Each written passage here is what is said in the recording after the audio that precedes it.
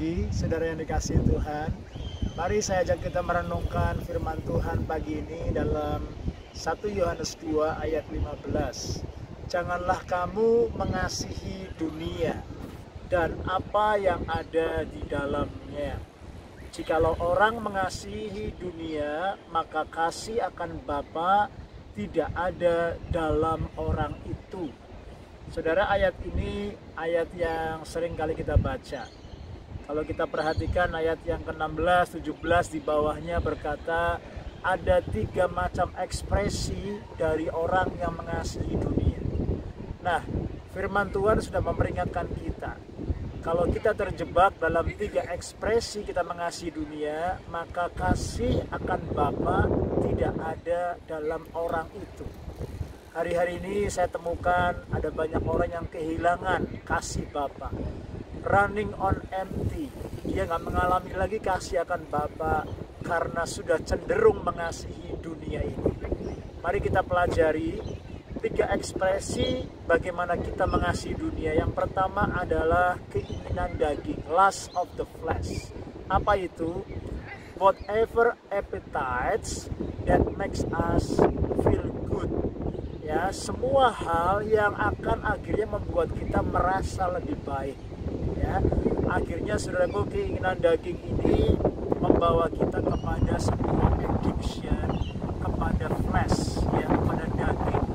Contohnya saudara adalah kenyamanan. Contohnya apalagi saudaraku, sexual desires, pornografi, semua keinginan daging yang berkaitan saudaraku dengan daging. Saudaraku, itu saudaraku berbahaya.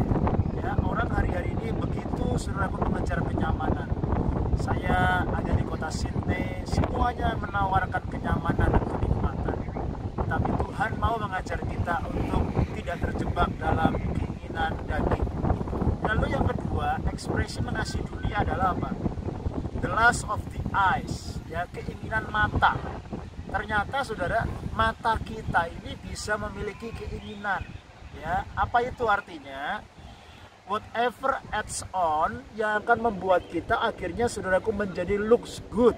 Ya, apa saja yang kita ingini dengan mata kita untuk menambah hidup kita menjadi saudaraku berpenampilan lebih baik. Ya, mungkin baju branded, tas branded, whatever branded yang hari-hari ini mungkin kita sedang kejar. Ya, lalu apa? Luxury cars, mobil yang baik.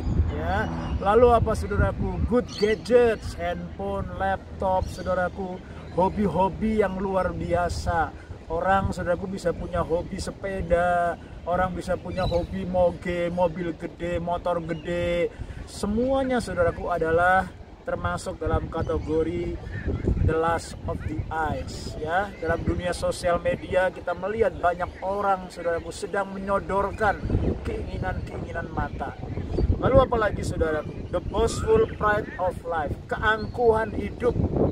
Ternyata 3 ekspresi ini menggambarkan kita mencintai dunia, saudara. Apa artinya keangkuhan hidup?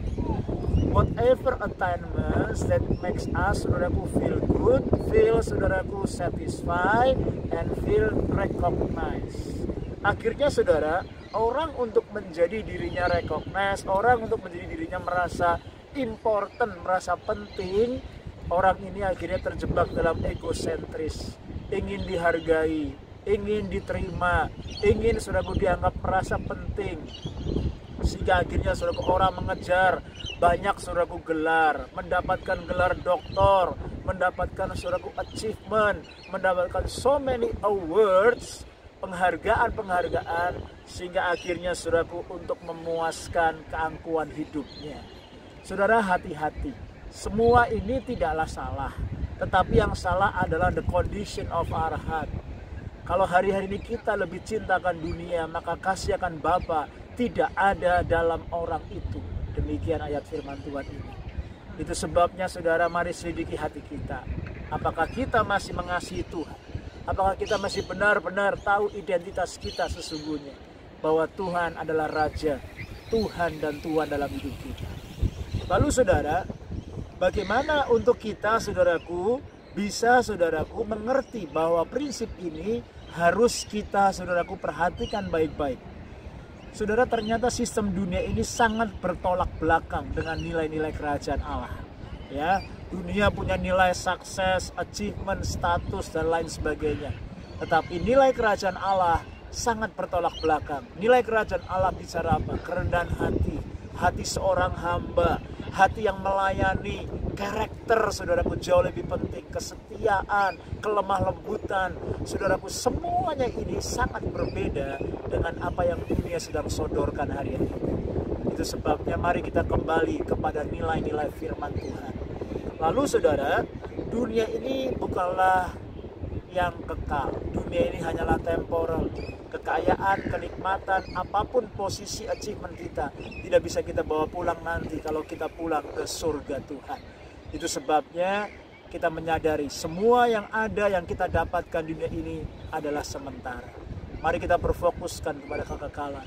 Kita tahu rasa diri kita, jati diri kita, citra diri kita tidak tergantung oleh semua itu, tetapi karena Tuhan sudah terlebih dulu mengasihi dan menerima kita.